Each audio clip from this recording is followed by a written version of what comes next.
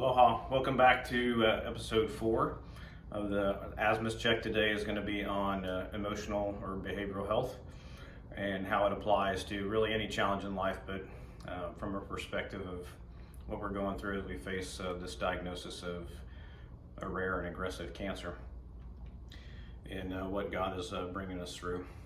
Going back to what we covered yesterday, the Army resilience model, the aspects of it with spiritual in the center, from my perspective and how I'm handling it with family, emotional, physical, and social. And we'll be going over some of the things I'm learning from an emotional health perspective as it relates to how to continue to maintain, for lack of a better term, an overused term, a balance, so you can continue to move forward, making progress, and being able to stand firm on your belief system, my faith and belief system as well. Resilience, again, is the ability to adapt, recover, and thrive in the face of challenges and adversity. And I changed the color of that today just to highlight. I don't believe in my life, definitely from a biblical, spiritual perspective, that God wants us to survive life. We're here to thrive. We're here to feel His joy, His glory, bring Him glory, and enjoy life in the midst of pain and challenges, and not just merely survive it. And then from the emotional perspective, this is what we're going to cover. I just wanted to highlight, this is an AI overview, so it may not be a complete quote from Army Doctrine, but it defines emotional health from an Army resilience doctrine perspective as the ability to effectively manage emotions and maintain emotional well-being during stressful situations. And certainly every person is different. We're a product of our upbringing and experiences, our own levels of emotional and intellectual maturity are different, spiritual maturity. And all of those things and aspects play into how we handle stress in any given situation.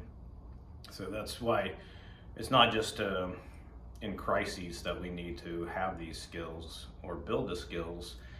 The more you can do them on a regular basis, even when it feels like you're under less stress, the more apt you are to rely on those skills that you've had and built repetition and memory and using and learning from under less stressful conditions. So there's plenty of tools out there.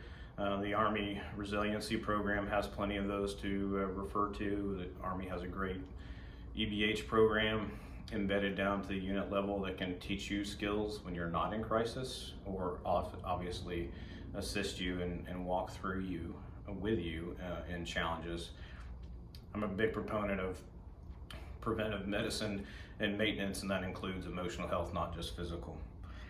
So one of the challenges that we obviously face under emotional stress, and as it relates to this cancer,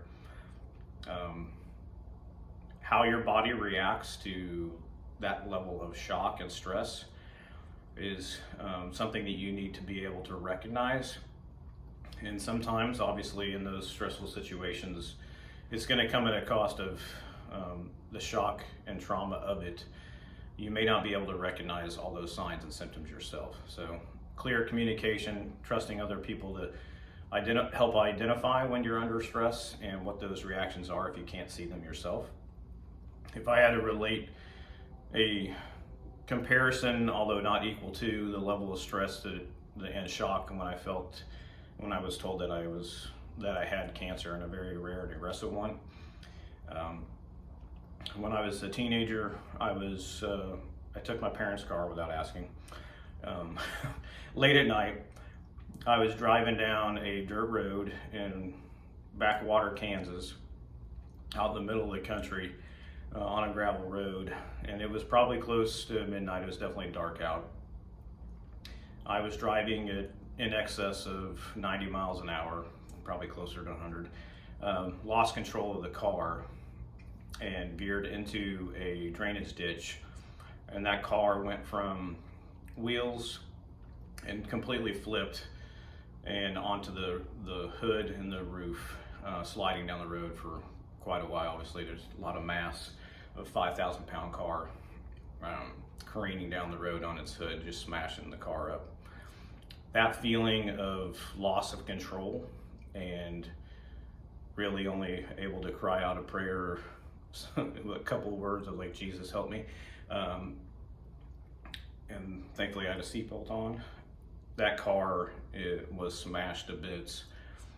And I realized then that only God could save me.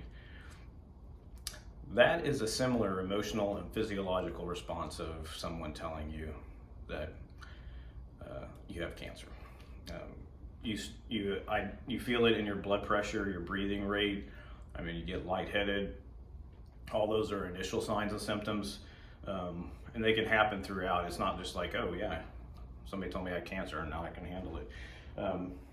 Giving yourself grace under stress and allowing and informing others and involving you and them in the walk with you is a critical aspect of understanding this is a lot to take in, through prayer, through communication and gradual understanding, and allowing yourself the grace to process this in a way, in a time that allows you to understand, but you also have to work within the limitations of how your body and your mind and your spirit are processing this, and everybody's going to be different. A key aspect of this, obviously, I really hate the word balance, but I can't think of a better one, so we'll just use that for now. But really, especially as I was going into, all right, how do I prepare my body for surgery? How do I handle this stress impacts to my sleep cycle and my just ability to go to sleep, stay asleep, and get good sleep hygiene? How do I balance that? One of the things that we did specifically is medical terminology was something I wasn't prepared to try to digest extensively to understand what everything meant. I empowered my wife, Amber, especially in those first few days where we weren't informing a large group because we wanted to protect Lily's graduation and the girls did not know. She began doing research. Obviously, we were taking advice and control from the tower, from the medical team, and then blessed to have two sisters that are nurse practitioners that have been walking with my mom through her cancer experience over the last year and a half.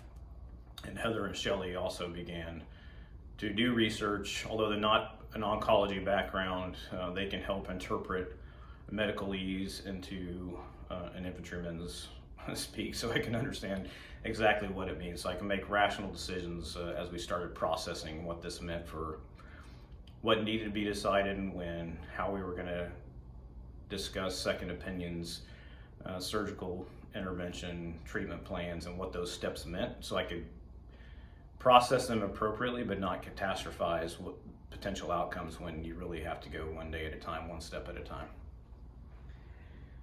All right, and then one of the other critical aspects that I'll go into after we do this first 10-minute cut is really just routine, accountability, empowerment, and delegation and trust.